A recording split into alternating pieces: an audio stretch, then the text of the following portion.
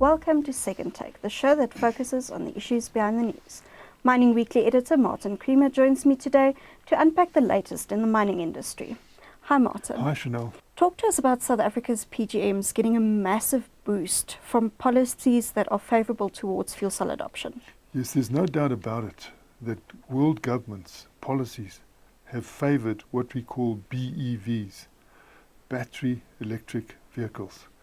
And what South Africa Incorporated needs to do now is to shout from the rooftops the value of bringing in fuel cell electric vehicles, FCEVs, and when it comes to electrolyzers, PEM electrolyzers, PEM electrolyzers, because this is what is going to help us in our own economy, but more importantly, it's going to help the world, because big heavy trucks cannot do anything else but rely at the moment on fuel cell electric vehicles. And if we're genuinely going to have clean, green hydrogen, they've got to use the PEM electrolyzers. So the combination of those two must be really emphasized by South Africans who need to showcase this. They need to shout it from the rooftops, because what has happened is that BEVs, even if they are drawing on coal-fired power, they still get favoured, which is you wonder how that's going to help. I mean, if you're plugging into a coal-fired power source or you're plugging into a fossil fuel power source, the fact that you drive around an electric vehicle, it means nothing really, except that you don't get those fumes at the time. It also, draws on a lot of power that in South Africa's context we don't have. So we really need to relook at this. It needs to be done by South Africa Incorporated. It's no good without collaboration. It's got to be private sector, it's got to be government, it's got to be citizens who are calling for really clean air. And we've got to say that a truck can't go along there without a fuel cell electric vehicle backing. And the best way to give it the hydrogen is through the PEM. And those trucks, they are a very important part of mobility at the moment, and they will then make use of our platinum group metals because they'll have those fuel cells. And when we talk about that heavy mobility, we concentrate on the trucks and the heavy vehicles, but of course, it goes into shipping, it goes into marine, it goes into aircraft, if you can get it right. It goes across a very wide spectrum, including into heavy industry.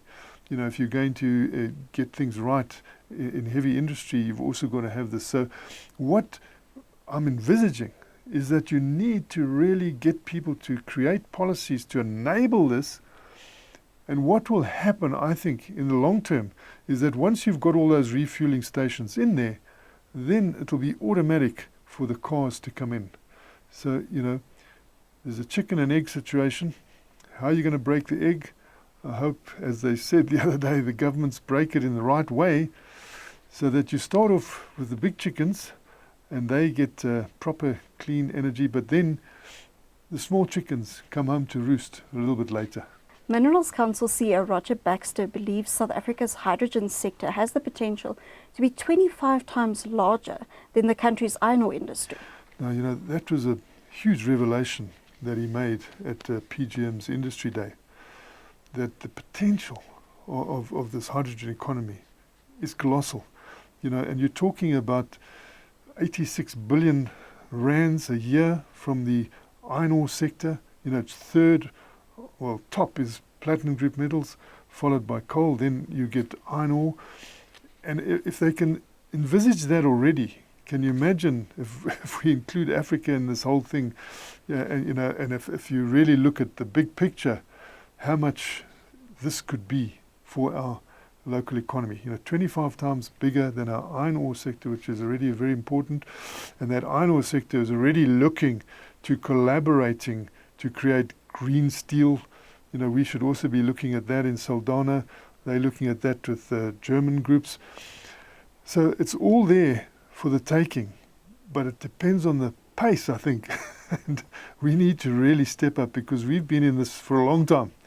As far as grey hydrogen is concerned, we've been in it since 1950, with Sasol. So Sasol is keen on moving across to green energy. They'll be a big player for us. I mean, they produce 2% of the world's grey hydrogen, which is a very good start. If they switch to green hydrogen, it's going to be, I think, set us in a very good leadership position.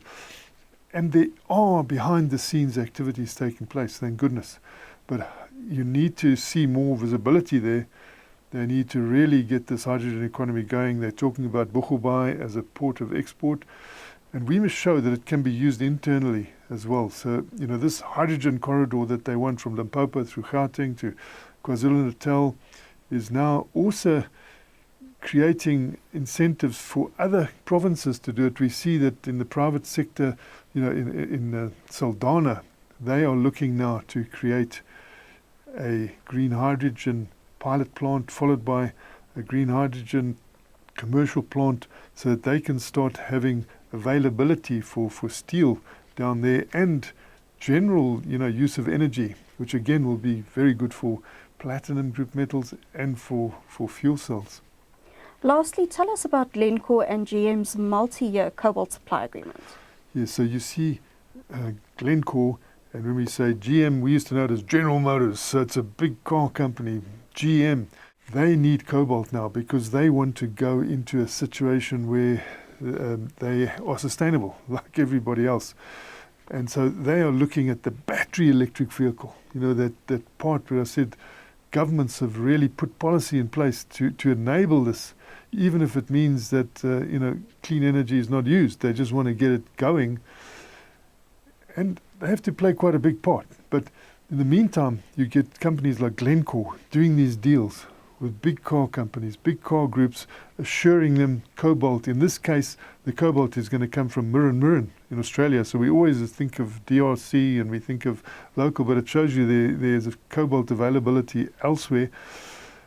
And this is just one of these deals that Glencore is announcing regularly. They're also very much in the circular economy. They want to go into recycling of these cobalts, recycling of all the metals. And it's a very interesting emphasis that is now being put by mining companies on the whole circular economy. Now, I throw my mind back like 40 years, and I'm from Germiston, so, down the road was an Anglo asset. It was called Score Metals.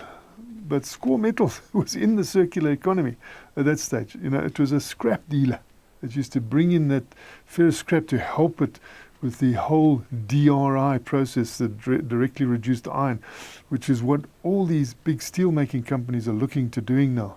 And that will involve, the green hydrogen and a whole effort to clean up. And this is what the world focus is on at the moment, that you clean up your process, that you do much better so that you mitigate against climate change. Thank you. It's a great pleasure. That's it for today. Join us again next week for more news analysis on the local and global mining industries. Don't forget to listen to the audio version of our Mining Weekly daily email newsletter.